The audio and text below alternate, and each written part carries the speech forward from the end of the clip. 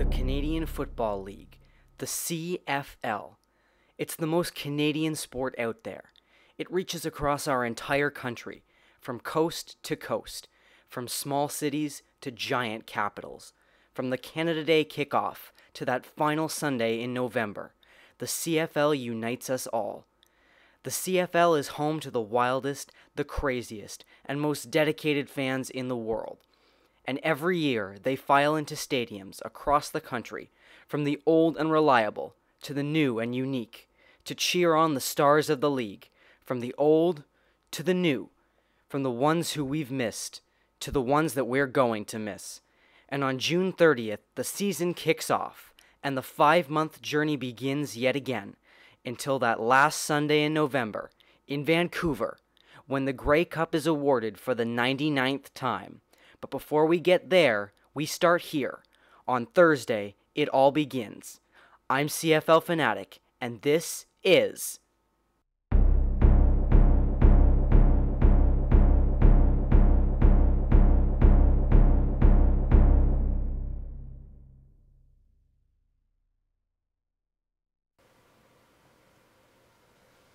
Hey there, YouTube. This is CFL Fanatic, and we are finally here at the start of the CFL 2011 season.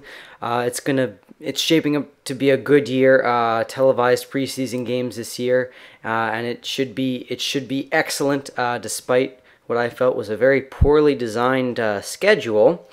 Nonetheless, I think it should be good. Not technically a Canada Day kickoff, and somehow the Argos got stuck with 4 away games in a row, and no Labor Day matchups, or not the proper one either. Cats and Argos aren't playing. So, wishing that could be a bit different, but nonetheless. So, I liked the televised preseason games at the start of this year. They were very interesting, very cool to watch. And I think we're going to have the usual suspects at the top of the league. Okay, so to start off the season, we'll go to my 30-second rundown. I haven't done this for a while. I talk about each team for 30 seconds. And we start off in the East with the 2-time Grey Cup champions, the Montreal Alouettes, as they go to try and win the Cup for a 3rd straight year, which hasn't happened since the 5-in-a-row Eskimos back in the late 70s, early 80s. Montreal should have a strong offense with Calvillo at the helm. Their special teams look solid. Their defense, I think, sometimes gets a little overpraised. I really don't like this Alouette defense all that much, and they're going to need to really step it up and solve some of these question marks if they want to do well. Okay, on to the Argos. Their offense has really impressed me. Cleo Lemon has really impressed me in the preseason. He looks a lot more confident, 10 times, 100 times more confident than he did last year when he was just making his first start. He's going good now. The defense in Toronto has always been good, and the special teams with Chad Owens, always exceptional. That's our smoke alarm. Don't be alarmed. But anyways, I have very high hopes for the Argos this year. Okay, on to the Tiger Cats. What can be said about them? Well, their offense looked pretty solid last week against Montreal, put up 57 points. Of that was a lot of special teams work, and I'm expecting to see Thigpen do a lot of very solid stuff on special teams. All in all, it should be interesting to watch the Ticats, because it's going to be interesting to see how their defense handles this season. And they're a team that's very up in the air this year. Okay, on to the Bombers. Don't sell the Bombers short just because they went 4-14 last season. I think some people sell them short. All in all, if Buck Pierce stays healthy, that's a big if, I think the Bombers can do a good job. Now, at the same time, I've heard them on the CFL poll, they are currently leading in the question who will win the Grey Cup. Now, you know, they're not a 4-14 team. They're not bad, but let's not get carried away. They're also not that great either. They have a lot of work to do, but they can be contenders. Okay, Saskatchewan have suffered 2 straight losses in the Grey Cup. If they get back, they're going to really want to win it. Now the question is, can they do that? Darian Durant has to stop throwing interceptions, plain and simple. But all in all, the offense in Saskatchewan, they're like Toronto. They're very hit and miss with their offense, but their defense is actually very impressive. And the preseason, I don't think, did them justice. But with Greg Marshall at the helm, I fully expect their defense to be strong. All right, Calgary has been a strong team. They were very dominant last year. I'm expecting to keep that going. I don't think their offense is going to be quite as dynamic this year as they were last year, though. They were league leading last year. Very good with Burris at the helm. Now, the Calgary defense had always been good in the past. Last year, especially near the end, they were slipping up a little bit, I felt. And they definitely can't afford that.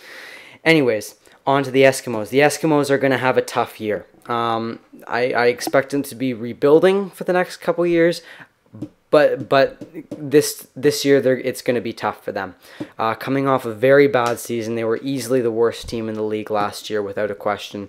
And they need to find a quarterback quickly. And they need to find that leader. So I think the first half of the season is going to be about finding that leader, and then they're going to have to try and win games. All right, and on to BC. In the preseason, they looked exceptional. That defense really, really impressed me. Holding the Riders to 6 points, including only one field goal. I was very impressed with BC, and I really think that they can do a good job. Now, on offense, Travis Lulay, can he move the ball as well as he did in preseason? That's going to be an interesting question, and he's going to have to do it if they want to win games, because they can't just rely on the defense. And this has been CFL Fanatic's 30-second rundown. Okay, so the moment we've all been waiting for, my picks for Week 1 in the 2011 CFL season. First up, the game that's coming up in just about an hour's time from as I'm recording this. BC Lions taking on the Montreal Alouettes. BC has the power to beat Montreal this year. Montreal, it's not like 2009 where Montreal was, destroying everybody in the league and just wiping the floor with anybody who crossed paths with them. BC is definitely very capable of beating Montreal. Now, having said that, Montreal is a pretty dynamic team. Obviously, they're two-time Grey Cup champions. They have Calvillo at the helm. They've been very solid for, the recorded history, basically. They've been very solid, and I'm not expecting them to drop this. So if this was maybe week 5 or 6, I might think that the Lions might be able to pull it off, but in their home opener in front of a sold-out crowd at Percival Molson in week 1, I have to take the Alouettes to win this game by about, we'll say, 10. All right, on to the first Canada Day matchup. Winnipeg taking on Hamilton. Two teams that have a lot of question marks surrounding them at the moment. Hamilton is a very question mark team at the moment, probably the biggest one in the league, because it's hard to gauge how good they are right now. Same with the Bombers, but the Bombers, I think, should Buck Pierce stay healthy, I think they'll be doing well. Now again, I think Hamilton had 26,000 people on hand for their preseason game. Hopefully their attendance figures stay like that and stay up in the high 20,000s. But in front of their home crowd on Canada Day, I think I'm going to have to take the Tiger Cats in this one. On to the second Canada Day game, the Toronto Argonauts taking on the Calgary Stampeders. Now this one's interesting. They played on Canada Day last year in Calgary. So, and here they are 1 year later, playing pretty much a year ago. Actually, exactly a year ago to the day. Toronto's defense is going to have their hands full with the Calgary offense, but I think people often sell the Argo defense short, and this Argo defense is very dominant, very solid. I think they should do well. It's all going to come down to the offense on Toronto. If Cleo Lemon can play like he has in the preseason, he's going to do well, but he's played so far with eloquence, and he's confident. He has a lot of poise. I think I'm going to have to take the upset here, and I am going to go with my Argos to win.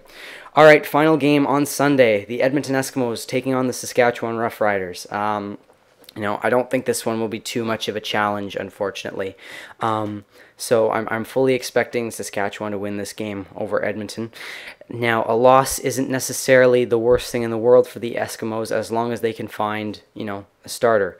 I think they should be treating this game almost like a preseason game, because they really need to experiment, to try some different things at the quarterback position to see what works with getting their offense going. So I think not Richie Hall. I forget the new coach's name. name. I'm so terrible. But I think they're going to have their hands full with Saskatchewan. And in front of a sold-out Saskatchewan crowd eager for their first win, I am definitely taking the Saskatchewan Roughriders. So those are my picks in case you missed them. Montreal beating BC, Hamilton over Winnipeg, Toronto over Calgary, and Saskatchewan over Edmonton. So it should be a great opening week on Canada Day, and we'll see how it goes.